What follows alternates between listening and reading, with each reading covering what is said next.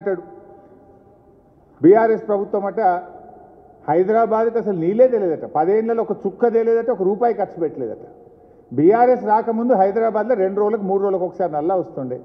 హైదరాబాద్లో నీటి యుద్ధాలు జరుగుతుండే మంచినీళ్ళ కోసం వాటర్ ట్యాంకర్లు కొనుక్కొని ప్రజలు మీలో కూడా ఎంతోమంది అప్పుల పాలైన వాళ్ళే ఉన్నారు బీఆర్ఎస్ వచ్చిన తర్వాత 7,000 కోట్ల రూపాయలు హైదరాబాద్ త్రాగునీటి మీద ఖర్చు పెట్టింది 7,000 కోట్ల రూపాయలు ఖర్చు పెట్టింది మీరు ఎల్లంపల్లి నుంచి హైదరాబాద్ తెచ్చే మంచినీటి పథకం 2008లో ప్రారంభమై 7 ఏళ్లైనా మీరు పూర్తి చేయలే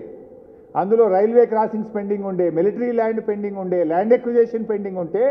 కేసీఆర్ గారు రైల్వే అధికారులను మిలిటరీ అధికారులను పిలిపించి ఒప్పించి మెప్పించి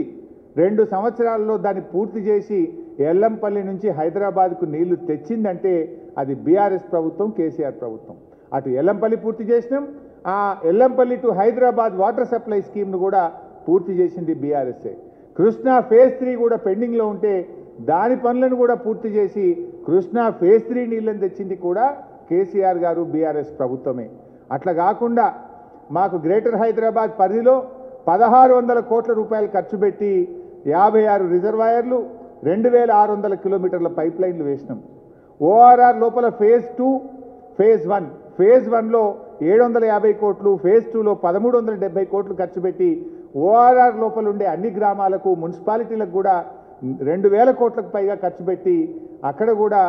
మరి వాటర్ ఓహెచ్ఎస్ఆర్లు అదేవిధంగా పైప్ లైన్లు వేసి నీళ్లు ఇచ్చినాం మీ సుంకిశాల కూడా హైదరాబాదుకు నాగార్జున సాగర్ డెడ్ స్టోరేజ్ నుంచి కూడా నీళ్లు తీసుకోవాలి 60 టీఎంసీల నీళ్లు తీసుకునే విధంగా భవిష్యత్తు 100 ఏళ్లకు సరిపోయేటువంటి ఆలోచనతో 60 టీఎంసీల నీళ్లు తీసుకునే విధంగా సుంకిశాలను ప్రారంభిస్తే దాన్ని మీరు కుప్పగూలగొట్టిరు మీరు ఇవాళ దాన్ని ఆ ప్రాజెక్టును డిఫంక్ చేసి కూర్చున్నారు దాన్ని పూర్తి చేస్తలేరు పెండింగ్లో పెట్టిండ్రు ఇట్లా చెప్పుకుంటూ పోతే దాదాపు 7,000 కోట్ల రూపాయలు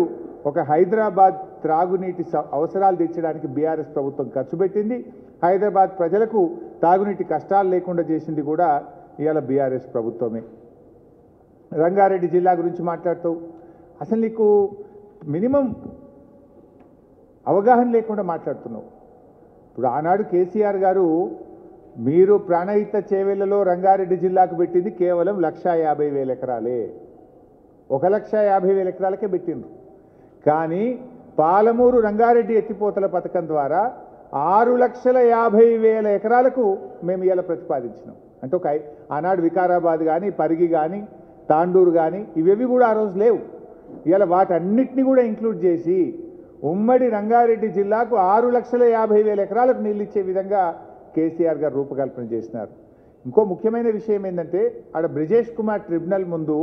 కృష్ణానదిలో నీటి వాటా కోసం మనం పోరాడుతున్నాం రంగారెడ్డి జిల్లా కృష్ణానది పరివాహక ప్రాంతంలో వస్తుంది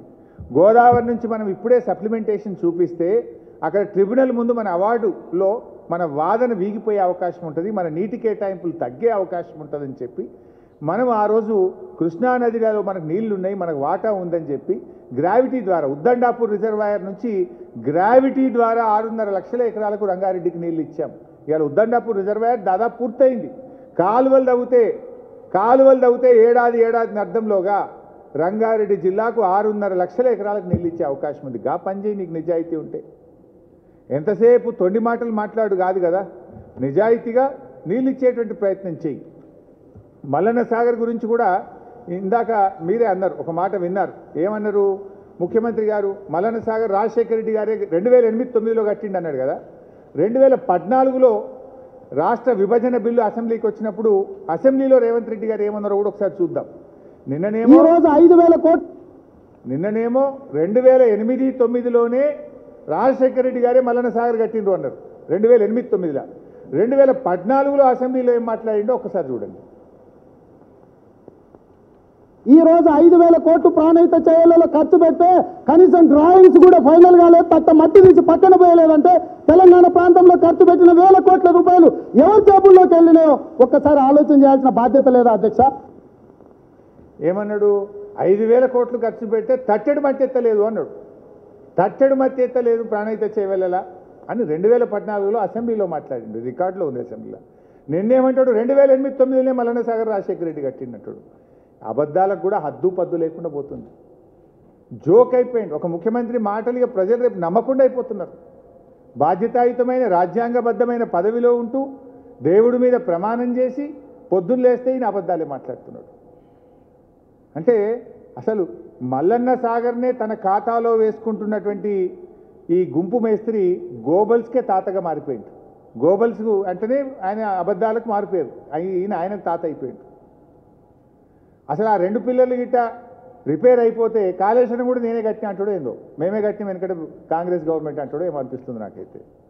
ఆ సెక్రటరియట్ కూడా పునాది రాళ్ళు నేనే మోసిన అంటాడు మళ్ళీ ఎక్కువ మాట్లాడితే. లేదంటే మనం అమరవీరుల స్తూపం కట్టినాం, ఆ చిహ్నానికి కూడా నేనే